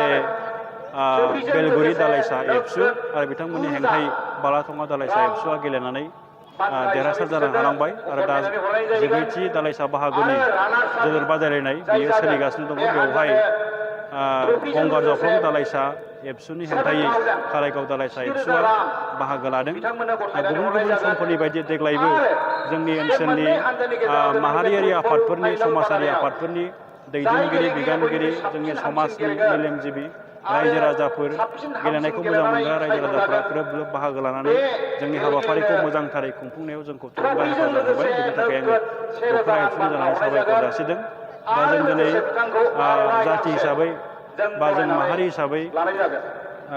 जाथि दानायनि खामानि बा हाबाफारिफोराव मुखुब जानायनि नांथाबनायनि मोनसे थासारि मोनसे सम सफैदों। मानोना थांनाय 2020 इं मायथाइनि सिगां जोंनि ओनसोलाव बेबायदि परिबेस बा बेबायदि मोनसे आबहावाया गैयामोन। बर'फोरनि गेजेराव मोनथायखौ लानानै मोनसे मुखुब सोमावसारनाय जादोंमोन आरो बे सोमावसारनाय बुब्लियावनो जोङो मोनसे गोजोन गैयै थासारि गोबां रोखोमनि घटनाफोर आरो माखासे एंगारहायै बाहागोफोरा सिथाबनानै दंमोन। नाथाय थांनाय 2020 इं मायथाइयाव बिटिआर ग्रेप्टार जाखांनायनि उनाव दिनै जोंनि सोमावसारनायानो जा गुबुन गुबुन हिंसानि जे जाथायफोर बायदि बायदिफोरा दिनै एसे बन्द' जानानै एसे माने थाबथानानै दंथ'यो। दा बेखिनि समाव ओंखायनो जोङो नैबे जोंनि इयुन जोलैफोरखौ सिगां फारसे लांनायनि माहारिनि जोंनि फरायसाफोरखौ सेंग्राफोरखौ सिख्लाफोरखौ गोजौ फारसे लांनायनि थाखाय खामानि मावनांगौनि बियो मोनसे राइट टाइम राइट माने मोनसे सम। बेखिनि समाव जोङो गेलेनाय बिथिङावनो जा जोंनि हारिमु बिथिङावनो जा जोंनि सोलोंथाइ बिथिङावनो जा जायखिजाया बिथिङाव जोंनि लाइमोन सेंग्रा सिख्लाफोरखौ जोङो दैदेनलांनो थाखाय एबसु हिसाबै नाजादों आरो बेवहाय जोंनि समाजनि बयबो जुदि हेफाजाब मदद खालामोबा जोङो बेनि मोजां रिजाल्टखौ फैगौ कन्टिनिउ जुदि लांबाय थानो हायोबा थाब जोङो मोननो हागोन। आरो गेलेनायनि बिथिङाव दिनै गोबां सानसुमैफोरा जोंनि मेलेमजिबिफोरा बुंदों जे बर'फोरा बा बर' लाइमोन सेंग्रा सिख्लाफोरा गेलेनायनि थाखाय मोनसे फिट माने फिजिकेलि हक मेन्टेलि हक बा बेबायदि मोनसे पटेनसियेल गोनां माने जोंनि बर' सेंग्रा सिख्लाफ्रा। बेखायनो जोङो दिनैबो नुगोन नेसनेल इन्टारनेसनेलाव गोबां माने बिथिङाव जोंनि बर' प्लेयारफोरा गेलेगिरिफोरा दिनै गेलेनानै गाव गावनि केरियारखौ बानायनो हादों, गाव गावखौ सिनायथि होनो हादों, जाथिखौ दैदेननो हादों। दा ओंखायनो जोङो हागौमानि जोंनि माहारिनि जे गेलेगिरि बिथांमोनखौ गेलेनाय फारसे दैदेननो लांनो थाखाय दुलाराय बर' फरायसा आफादा बोसोरै बे टुर्नामेन्टखौ खुंनाय जायो आरो जोङो दख'रा एबसुनि जोंनि बोसोरारि जथुम्मा आरो बोसोरारि थान्दै जखन्थायावबो जोङो गेलेनो थाखाय मोनसे स्पेस होयो आरो मालाबा सम सम जोङो खाबुफोर मोनोब्ला बेबादिनो गुबुन गुबुन माने बादायलायनाय हाबाफारिफोरखौबो जोङो गेलेनायनि बिथिङाव खुंनाय जायो। दा बेखिनि समाव जोंनि बे रामफलबिल हालामनि आरो गुबुन गुबुन बिथिंनिफ्राय जोंखौ रांखान्थियारि बिथिङै, मेलेमारि बिथिङै, देहायारि बिथिङै हेफाजाब मदद खालामनानै जोंनि जे टुर्नामेन्ट बेखौ मोजांथारै बा जोबजासिम खुंफुंनो थाखाय हेफाजाब मदद खालामनायनि थाखाय बयनिसिमबो आङो दख'रा एबसुनि जानानै रोजा रोजा साबायखर जासिहरबाय।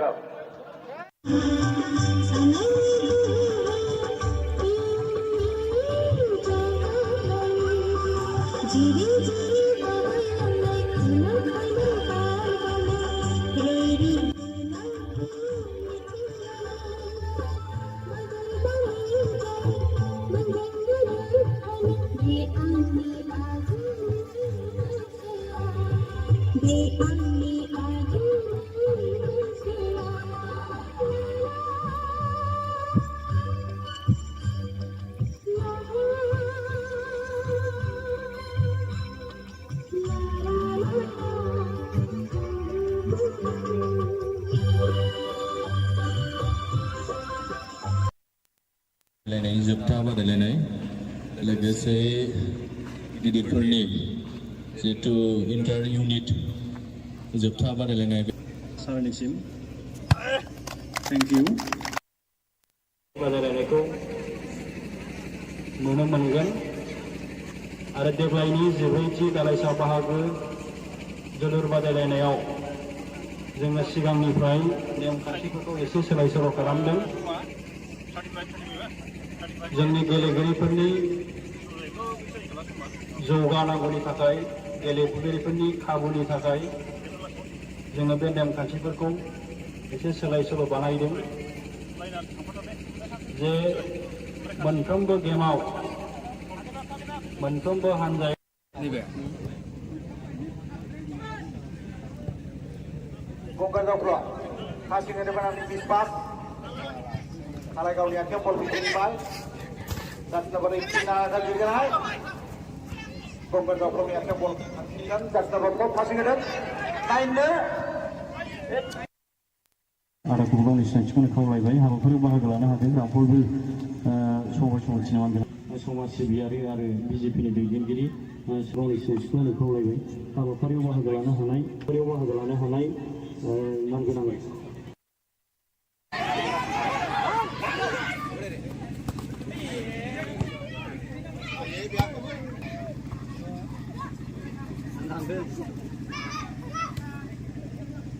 मोननैसो मोनथामसो लाबो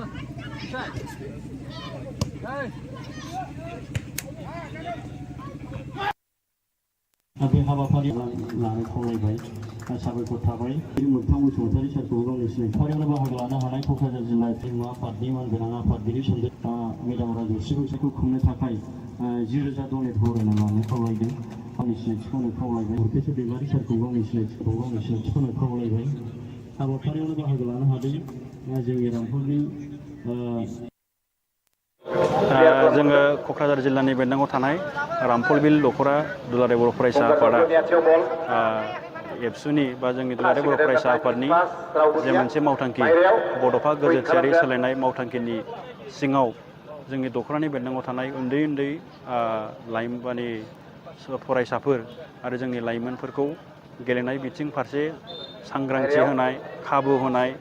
आरो बिथांमोनखौ जोङो थुलुंगा होनायनि नोजोरजों थांनाय 3 जुलाइनिफ्राय जागायनानै दिनै 9 जुलाइ 2024 इं अक्ट'सिम जोंनि दख'रानिनो बेन्दोङाव थानाय खुमगुरि गामिनि गेवलां गेलेग्रा फोथाराव 4थि 13 बोसोर बैसो सिंनि जोलुर बादायलायनाय आरो 14थि दालाइसा बाहागो जोलुर बादायलायनाय हाबाफारिखौ जोङो खुंबोनाय जादोंमोन। दा बियो दिनै फैयै फैयै 9 जुलाइ 2024 इं अक्ट'खालि माने क्लजिं सेरेमनि आरो फाइनाल गेम माने टुर्नामेन्टनि जोबथा बादायलायनाय आरो फोजोबनाय हाबाफारि बिसिम सफैबाय। बे हाबाफारियाव जों हांख्रायनाय बायदि क'क्राझार जिल्ला एबसुनि मानगोनां गाहाय नेहाथारि खाम्फा बसुमतारी बिथाङा बाहागो लाफैनानै गावनि बिबुंथिनि गेजेरजों दिनैनि हाबाफारिखौ बेखेवनानै होलाङो। बेनि थाखाय आङो दख'रा एबसुनि जानानै बिथांनिसिम साबायखर जासिदों। दा बे टुर्नामेन्टआव दख'रानि बेन्दोङाव थानाय मोन 8 दालाइसा एबसुआ बादायगिरि हान्जा महरै बाहागो लादोंमोन। दिनैनि बे फाइनाल गेमाव ब्रैथि 13 बोसोर बैसोसिमनि जोलुर बादायलायनायनि फाइनाल गेमाव सफैनो हादों। एसे सिगाङाव बिनि बादायलायनायाबो जानानै थांबाय जे बेलगुरि दालाइसा एबसु आरो बिथांमोननि हेंथायै बालाथङा दालाइसा एबसुआ गेलेनानै देरहासार जानो हालांबाय आरो दा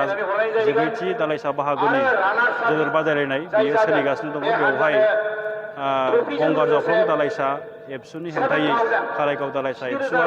बाहागो लादों। गुबुन गुबुन समफोरनि बायदि देग्लायबो जोंनि ओनसोलनि माहारियारि आफादफोरनि समाजारि आफादफोरनि दैदेनगिरि बिबानगिरि जोंनि समाजनि मेलेमजिबि रायजो राजाफोर गेलेनायखौ मोजां मोनग्रा रायजो राजाफ्रा ग्रोब ग्रोब बाहागो लानानै जोंनि हाबाफारिखौ मोजांथारै खुंफुंनायाव जोंखौ थुलुंगा हेफाजाब होबाय। बेनि थाखाय आङो दखरा एबसुनि जानानै साबायखर जासिदों। दा जों दिनै जाथि हिसाबै बा जों माहारि हिसाबै जाथि दानायनि खामानि बा हाबाफारिफोराव मुखुब जानायनि नांथाबनायनि मोनसे थासारि मोनसे सम सफैदों। मानोना थांनाय 2020 मायथाइनि सिगां जोंनि ओनसोलाव बेबायदि परिबेस बा बेबायदि मोनसे आबहावाया गैयामोन। बर'फोरनि गेजेराव मोनथायखौ लानानै मोनसे मुखुब सोमावसारनाय जादोंमोन आरो बे सोमावसारनाय बुब्लियावनो जोङो मोनसे गोजोन गैयै थासारि गोबां रोखोमनि घटनाफोर आरो माखासे एंगारहायै बाहागोफोरा सिथाबनानै दंमोन। नाथाय थांनाय 2020 मायथाइयाव बिटिआर गोरोबथा जाखांनायनि उनाव दिनै जोंनि सोमावसारनायानो जा गुबुन गुबुन हिंसानि जे जाथायफोर बायदि बायदिफोरा दिनै एसे बन्द जानानै एसे माने थाबथानानै दंथ'यो। दा बेखिनि समाव ओंखायनो जोङो नैबे जोंनि इयुन जोलैफोरखौ सिगां फारसे लांनायनि माहारिनि जोंनि फरायसाफोरखौ सेंग्राफोरखौ सिख्लाफोरखौ गोजौ फारसे लांनायनि थाखाय खामानि मावनांगौनि बियो मोनसे राइट टाइम राइट माने मोनसे सम। बेखिनि समाव जोङो गेलेनाय बिथिङावनो जा जोंनि हारिमु बिथिङावनो जा जोंनि सोलोंथाइ बिथिङावनो जा जायखिजाया बिथिङाव जोंनि लाइमोन सेंग्रा सिख्लाफोरखौ जोङो दैदेनलांनो थाखाय एबसु हिसाबै नाजादों आरो बेवहाय जोंनि समाजनि बयबो जुदि हेफाजाब मदद खालामोबा जोङो बेनि मोजां रिजाल्टखौ फैगौ कन्टिनिउ जुदि लांबाय थानो हायोबा थाब जोङो मोननो हागोन। आरो गेलेनायनि बिथिङाव दिनै गोबां सानसुमैफोरा जोंनि मेलेमजिबिफोरा बुंदों जे बर'फोरा बा बर' लाइमोन सेंग्रा सिख्लाफोरा गेलेनायनि थाखाय मोनसे फिट माने फिजिकेलि हक मेन्टेलि हक बा बेबायदि मोनसे पटेनसियेल गोनां माने जोंनि बर' सेंग्रा सिख्लाफ्रा। बेखायनो जोङो दिनैबो नुगोन नेसनेल इन्टारनेसनेलाव गोबां माने बिथिङाव जोंनि बर' प्लेयारफोरा गेलेगिरिफोरा दिनै गेलेनानै गाव गावनि केरियारखौ बानायनो हादों, गाव गावखौ सिनायथि होनो हादों, जाथिखौ दैदेननो हादों। दा ओंखायनो जोङो हागौमानि जोंनि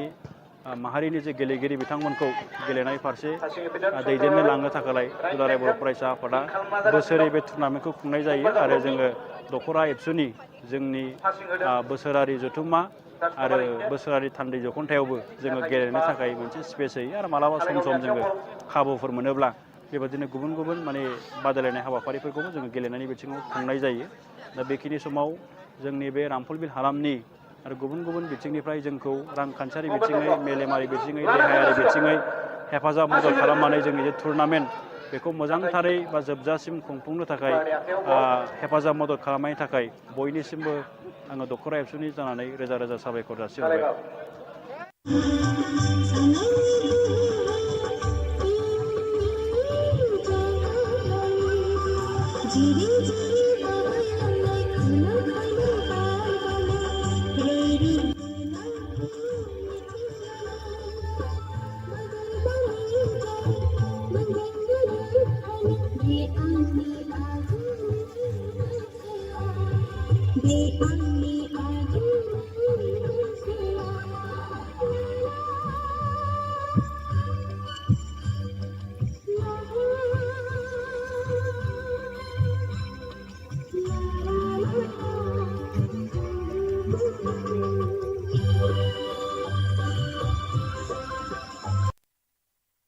जोबथा बादायलायनाय लोगोसे गिदिरफोरनि जिहेतु इन्टार इउनिट जोबथा बादायलायनाय सारनिसिम थेंक इउ। बादायलायनायखौ नुनो मोनगोन आरो देग्लायनि जिब्रैथि दालाइसा बाहागो जोलुर बादायलायनायाव जोङो सिगांनिफ्राय नेमखान्थिफोरखौ एसे सोलाय सोल' खालामदों। जोंनि गेलेगिरिफोरनि जौगानांगौनि थाखाय गेलेगिरिफोरनि खाबुनि थाखाय जोङो बे नेमखान्थिफोरखौ एसे सोलाय सोल' बानायदों जे मोनफ्रोमबो गेमाव मोनफ्रोमबो हान्जाया गंगार दावख्ल passing in the penalty miss pass Kalaigawni akhirnya ball between ball dan nomor 18 akan digerai Gonggar Dauklo akhirnya ball dan nomor 4 passing in आरो गावनि सिनायथिखौनो खावलायबाय हाबाफारियाव बाहागो लानो हादों रामफलबिल सबाय समाजनि समाज सिबियारि आरो बिजेपिनि दैदेनगिरि गावनि सिनायथिखौनो खावलायबाय हाबाफारियाव बाहागो लानो हानाय मानगोनां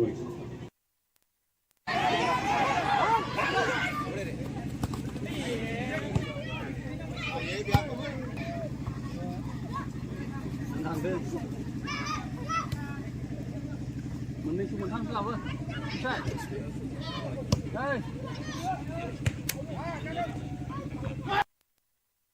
बे हाबाफारि लानो खावलायबाय साबायखर थाबाय मोगथां बसुमतारी सारखौबो गावनि सिनायथिफारियावनो बाहागो लानो हानाय क'क्राझार जिल्ला हारिमु आफादनि मानगोनां आफादगिरि सोमदोन मेदाम राजश्री बैसागु खुंनो थाखाय 10,000 डनेट होनो लानो खावलायदों गावनि सिनायथिखौनो खावलायबाय प्रफेसर दैमारि सारखौ गावनि सिनायथिखौनो खावलायबाय हाबाफारियावनो बाहागो लानो हादों जोंनि रामफलबिल जोङो क'क्राझार जिल्लानि बेन्दोङाव थानाय रामफलबिल दख'रा दुलाराय बर' फरायसा आफादा एबसुनि बा जोंनि दुलाराय बर' फरायसा आफादनि जे मोनसे मावथांखि बड'फा गोजोनथियारि सोलायनाय मावथांखिनि सिङाव जोंनि दख'रानि बेन्दोङाव थानाय उन्दै लाइमोन फरायसाफोर आरो जोंनि लाइमोनफोरखौ गेलेनाय बिथिं फारसे सांग्रांथि होनाय खाबु होनाय आरो बिथांमोनखौ जोङो थुलुंगा होनायनि नोजोरजों थांनाय 3 जुलाइनिफ्राय जागायनानै दिनै 9 जुलाइ 2024 इं अक्ट'सिम जोंनि दख'रानिनो बेन्दोङाव थानाय खुमगुरि गामिनि गेवलां गेलेग्रा फोथाराव 4थि 13 बोसोर बैसो सिंनि जोलुर बादायलायनाय आरो 14थि दालाइसा बाहागो जोलुर बादायलायनाय हाबाफारिखौ जोङो खुंबोनाय जादोंमोन। दा बियो दिनै फैयै 9 जुलाइ 2024 इं अक्ट'खालि माने क्लजिं सेरेमनि आरो फाइनाल गेम माने टुर्नामेन्टनि जोबथा बादायलायनाय आरो फोजोबनाय हाबाफारि बिसिम सफैबाय। बे हाबाफारियाव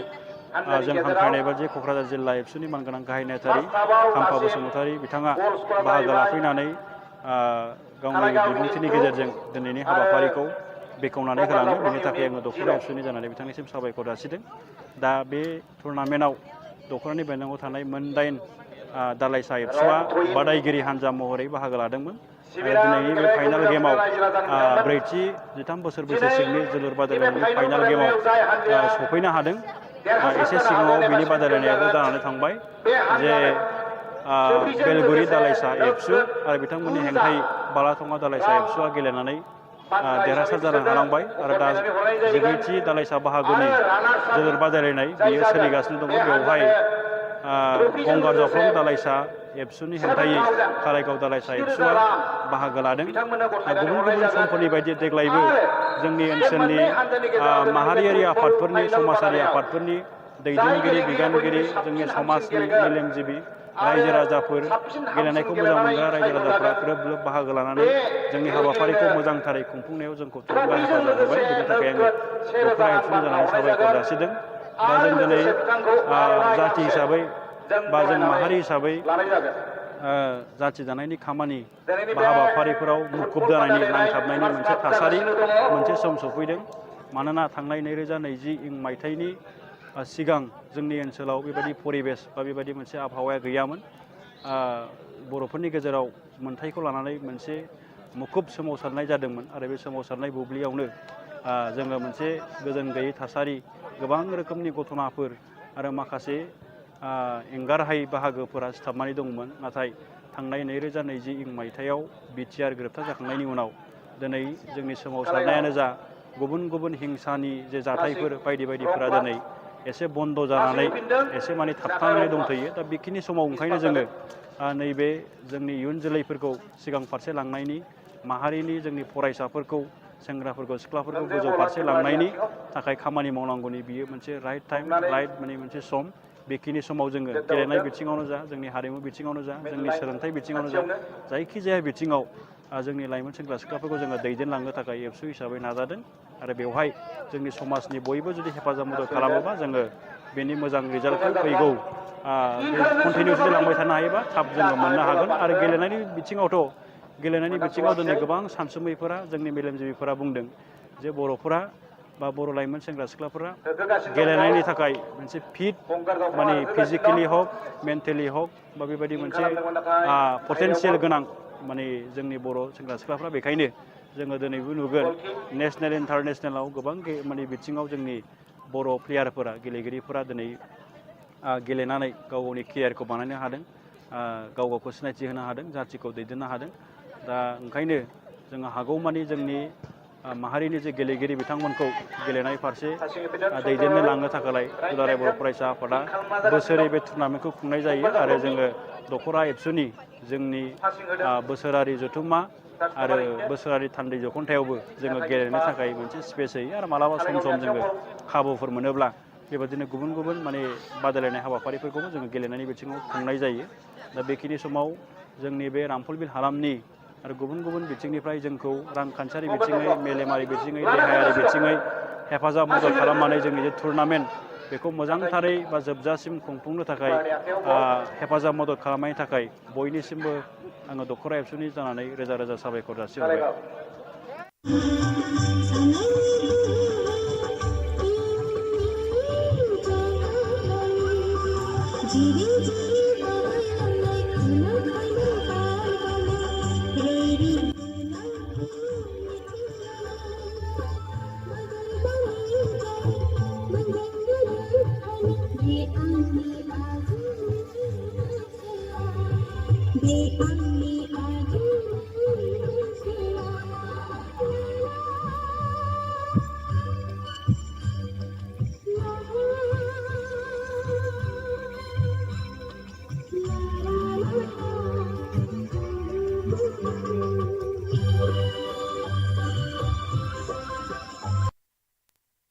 जोबथा बादायलायनाय लोगोसे गिदिरफोरनि जिहेतु इन्टार इउनिट जोबथा बादायलायनाय सारनिसिम थेंक इउ बादायलायनायखौ नुनो मोनगोन आरो देग्लायनि 14थि दालाइसा बाहागो जोलुर बादायलायनायाव जोङो सिगांनिफ्राय नेमखान्थिफोरखौ एसे सोलाय सोल' खालामदों जोंनि गेलेगिरिफोरनि जौगानांगौनि थाखाय गेलेगिरिफोरनि खाबुनि थाखाय जोङो बे नेमखान्थिफोरखौ एसे सोलाय सोल' बानायदों जे मोनफ्रोमबो गेमाव मोनफ्रोमबो हान्जाया गंगार दावख्ला passing dari mana bis pas Kalaigaunia Kempol bikin bal dan nomor 18 akan digerai Gonggar Daukla Kempol kan dan nomor passing ada lainnya आरो गुबुन सिनायथिखौनो खावलायबाय हाबाफारियाव बाहागो लानो हादों रामफलबिल समाज सिबियारि आरो बिजेपिनि दैदेनगिरि गावनि सिनायथिखौनो खावलायबाय हाबाफारियाव बाहागो लानो हानाय नांगोनां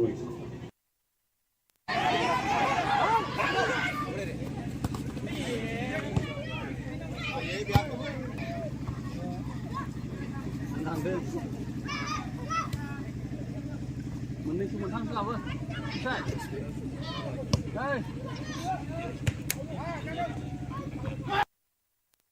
बे हाबाफारि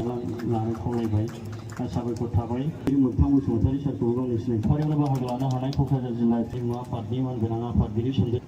मेदाम राजश्री बैसागु खुंनो थाखाय 10,000 डनेट होनो लानो खावलायदों गावनि सिनायथिखौनो खावलायबाय हरकेश्वर दैमारि सारखौ गावनि सिनायथिखौनो खावलायबाय हाबाफारियावनो बाहागो लानो हादों जोंनि रामफलबिल जोङो क'क्राझार जिल्लानि बेन्दोङाव थानाय रामफलबिल दख'रा दुलाराय बर' फरायसा आफादा एबसुनि बा जोंनि दुलाराय बर' फरायसा आफादनि जे मोनसे मावथांखि बड'फा गोजोनथियारि सोलायनाय मावथांखिनि सिङाव जोंनि दख'रानि बेन्दोङाव थानाय उन्दै उन्दै लाइमोन फरायसाफोर आरो जोंनि लाइमोनफोरखौ गेलेनाय बिथिं फारसे सांग्रांथि होनाय खाबु होनाय आरो बिथांमोनखौ जोङो थुलुंगा होनायनि नोजोरजों थांनाय 3 जुलाइनिफ्राय जागायनानै दिनै 9 जुलाइ 2024 इं अक्ट'सिम जोंनि दख'रानिनो बेन्दोङाव थानाय खुमगुरि गामिनि गेवलां गेलेग्रा फोथाराव 4थि 13 बोसोर बैसो सिंनि जोलुर बादायलायनाय आरो 14थि दालाइसा बाहागो जोलुर बादायलायनाय हाबाफारिखौ जोङो खुंबोनाय जादोंमोन। दा बियो दिनै फैयै फैयै 9 जुलाइ 2024 इं अक्ट'खालि माने क्लजिं सेरेमनि आरो फाइनाल गेम माने टुर्नामेन्टनि जोबथा बादायलायनाय आरो फोजोबनाय हाबाफारि बिसिम सफैबाय। बे हाबाफारियाव जों हांख्रायनाय बायदि क'क्राझार जिल्ला एबसुनि मानगोनां गाहाय नेहाथारि खाम्फा बसुमतारी बिथाङा बाहागो लाफैनानै गावनि बिबुंथिनि गेजेरजों दिनैनि हाबाफारिखौ बेखेवनानै होलाङो। बेनि थाखाय आङो दख'रा एबसुनि जानानै बिथांनिसिम साबायखर जासिदों। दा बे टुर्नामेन्टआव दख'रानि बेन्दोङाव थानाय मोन 8 दालाइसा एबसुआ बादायगिरि हान्जा महरै बाहागो लादोंमोन। आरो दिनैनि बे फाइनाल गेमाव 4थि 13 बोसोर बैसो सिंनि जोलुर बादायलायनायनि फाइनाल गेमाव सफैनो हादों। एसे सिगाङाव बिनि बादायलायनायाबो जानानै थांबाय जे बेलगुरि दालाइसा एबसु आरो बिथांमोननि हेंथायै बालाथङा दालाइसा एबसुआ गेलेनानै देरहासार जानो हालांबाय। आरो दा 14थि दालाइसा बाहागोनि जोलुर बादायलायनाय बियो सोलिगासिनो दङ। बेवहाय गंगार जावख्लं दालाइसा एबसुनि हेंथायै कारायगाव दालाइसा एबसुआ बाहागो लादों। गुबुन गुबुन समफोरनि बायदि देग्लायबो जोंनि ओनसोलनि माहारियारि आफादफोरनि समाजारि आफादफोरनि दैदेनगिरि बिबानगिरि जोंनि समाजनि मेलेमजिबि रायजो राजाफोर गेलेनायखौ मोजां मोनग्रा रायजो राजाफ्रा ग्रोब ग्रोब बाहागो लानानै जोंनि हाबाफारिखौ मोजांथारै खुंफुंनायाव जोंखौ थुलुंगा हेफाजाब होबाय। बेनि थाखाय आङो दख'रा एबसुनि जानानै साबायखर जासिदों। दा जों दिनै जाथि हिसाबै बा जों माहारि हिसाबै जाथि दानायनि खामानि बा हाबाफारिफोराव मुखुब जानायनि नांथाबनायनि मोनसे थासारि मोनसे सम सफैदों। मानोना थांनाय 2020 इं मायथाइनि सिगां जोंनि ओनसोलाव बेबायदि परिबेस बा बेबायदि मोनसे आबहावाया गैयामोन। बर'फोरनि गेजेराव मोनथायखौ लानानै मोनसे मुखुब सोमावसारनाय जादोंमोन आरो बे सोमावसारनाय बुब्लियावनो जोङो मोनसे गोजोन गैयै थासारि गोबां रोखोमनि घटनाफोर आरो माखासे एंगारहायै बाहागोफोरा सिथाबनानै दंमोन। नाथाय थांनाय 2020 इं मायथाइयाव बिटिआर गोरोबथा जाखांनायनि उनाव दिनै जोंनि सोमावसारनायानो जा गुबुन गुबुन हिंसानि जे जाथायफोर बायदि बायदिफोरा दिनै एसे बन्द' जानानै एसे माने थाबथानानै दंथ'यो। दा बेखिनि समाव ओंखायनो जोङो नैबे जोंनि इयुन जोलैफोरखौ सिगां फारसे लांनायनि माहारिनि जोंनि फरायसाफोरखौ सेंग्राफोरखौ सिख्लाफोरखौ गोजौ फारसे लांनायनि थाखाय खामानि मावनांगौनि बियो मोनसे राइट टाइम राइट माने मोनसे सम। बेखिनि समाव जोङो गेलेनाय बिथिङावनो जा जोंनि हारिमु बिथिङावनो जा जोंनि सोलोंथाइ बिथिङावनो जा जायखिजाया बिथिङाव जोंनि लाइमोन सेंग्रा सिख्लाफोरखौ जोङो दैदेनलांनो थाखाय एबसु हिसाबै नाजादों। आरो बेवहाय जोंनि समाजनि बयबो जुदि हेफाजाब मदद खालामोबा जोङो बेनि मोजां रिजाल्टखौ फैगौ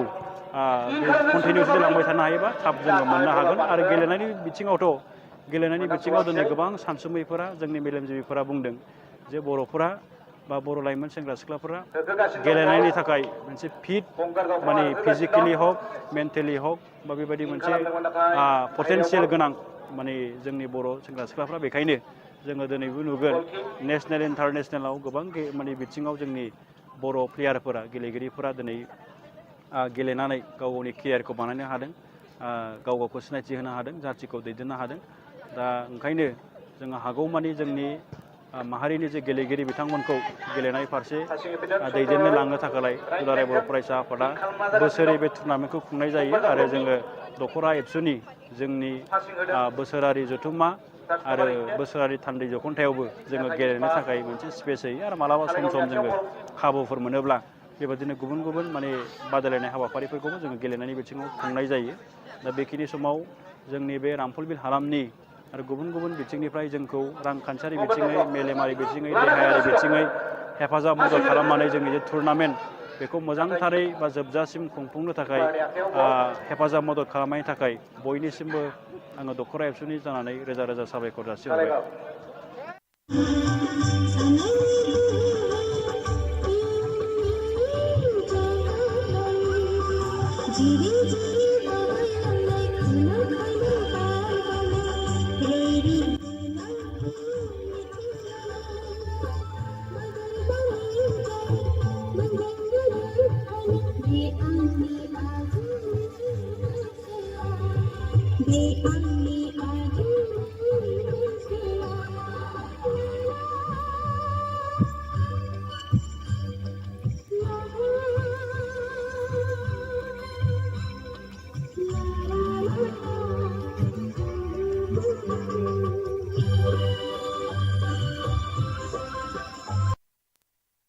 जोबथा बादायलायनाय लोगोसे गिदिरफोरनि जिहेतु इन्टार इउनिट जोबथा बादायलायनाय सारनिसिम थेंक इउ बादायलायनायखौ नुनो मोनगोन आरो देग्लायनि 14थि दालाइसा बाहागो जोलुर बादायलायनायाव जोङो सिगांनिफ्राय नेमखान्थिफोरखौ एसे सोलाय सोल' खालामदों जोंनि गेलेगिरिफोरनि जौगानांगौनि थाखाय गेलेगिरिफोरनि खाबुनि थाखाय जोङो बे नेमखान्थिफोरखौ एसे सोलाय सोल' बानायदों जे मोनफ्रोमबो गेमाव मोनफ्रोमबो हान्जाया गंगार जावख्ल' passing in the banana miss pass Kalaigauनि आखायाव बल फैबाय जार्सि नाम्बार 18 नागार जुरिजेननाय गंगार जावख्ल'नि आखायाव बल थांसिगोन जार्सि नाम्बार 4 passing होदों नायनो आरो गावनि सिनायथिखौनो खावलायबाय हाबाफारियाव बाहागो लानो हादों रामफलबिल समाज सिबियारि आरो बिजेपिनि दैदेनगिरि गावनि सिनायथिखौनो खावलायबाय हाबाफारियाव बाहागो लानो हानाय मानगोनां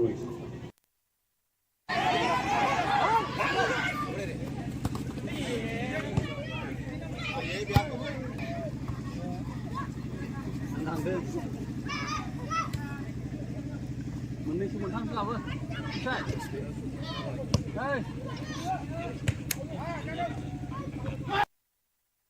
बे हाबाफारि लानो खावलायबाय साबायखर थाबाय मोगथां बसुमतारी सारखौ गावनि सिनायथियावनो बाहागो लानो हानाय क'क्राझार जिल्ला हारिमु आफादनि मानगोनां आफादगिरि सन्देह मेदाम राजश्रीखौ खुंनो थाखाय 10,000 डनेट होनो लानो खावलायदों गावनि सिनायथिखौनो खावलायबाय हुतेश्वर दैमारि सारखौ गावनि सिनायथिखौनो खावलायबाय हाबाफारियावनो बाहागो लानो हादों जोंनि रामफलनि जोङो क'क्राझार जिल्लानि बेन्दोङाव थानाय रामफलबिल दख'रा दुलाराय बर' फरायसा आफादा एबसुनि बा जोंनि दुलाराय बर' फरायसा आफादनि जे मोनसे मावथांखि बड'फा गोजोनथियारि सोलायनाय मावथांखिनि सिङाव जोंनि दख'रानि बेन्दोङाव थानाय उन्दै लाइमोन फरायसाफोर आरो जोंनि लाइमोनफोरखौ गेलेनाय बिथिं फारसे सांग्रांथि होनाय खाबु होनाय आरो बिथांमोनखौ जोङो थुलुंगा होनायनि नोजोरजों थांनाय 3 जुलाइनिफ्राय जागायनानै दिनै 9 जुलाइ 2024 अक्ट'सिम जोंनि दख'रानिनो बेन्दोङाव थानाय खुमगुरि गामिनि गेवलां गेलेग्रा फोथाराव 4थि 13 बोसोर बैसो सिंनि जोलुर बादायलायनाय आरो 14थि दालाइसा बाहागो जोलुर बादायलायनाय हाबाफारिखौ जोङो खुंबोनाय जादोंमोन दा बियो दिनै फैयै 9 जुलाइ 2024 अक्ट'खालि माने क्लजिं सेरेमनि आरो फाइनाल गेम माने टुर्नामेन्टनि जोबथा बादायलायनाय आरो फोजोबनाय हाबाफारि बिसिम सफैबाय बे हाबाफारियाव जों हांख्रायनाय बायदि क'क्राझार जिल्ला एबसुनि मानगोनां गाहाय नेहाथारि खाम्फा बसुमतारी बिथाङा बाहागो लाफैनानै गावनि बिबुंथिनि गेजेरजों दिनैनि हाबाफारिखौ बेखेवनानै होलाङो बेनि थाखाय आङो दख'रा एबसुनि जानानै बिथांनिसिम साबायखर जासिदों दा बे टुर्नामेन्टआव दख'रानि बेन्दोङाव थानाय 8 दालाइसा एबसुआ बादायगिरि हान्जा महरै बाहागो लादोंमोन आरो दिनैनि बे फाइनाल गेमाव 4थि 13 बोसोर बैसो सिंनि जोलुर बादायलायनायनि फाइनाल गेमाव सफैनो हादों एसे सिगाङाव बिनि बादायलायनायाबो जानानै थांबाय जे बेलगुरि दालाइसा एबसु आरो बिथांमोननि हेंथायै बालाथङा दालाइसा एबसुआ गेलेनानै देरहासार जानो हानांबाय आरो दा 14थि दालाइसा बाहागोनि जोलुर बादायलायनाय बियो सोलिगासिनो दङ बेवहाय गंगार जावख्लं दालाइसा एबसुनि हेंथायै कालाइगाव दालाइसा एबसुआ बाहागो लादों गुबुन समफोरनि बायदि देग्लायबो जोंनि ओनसोलनि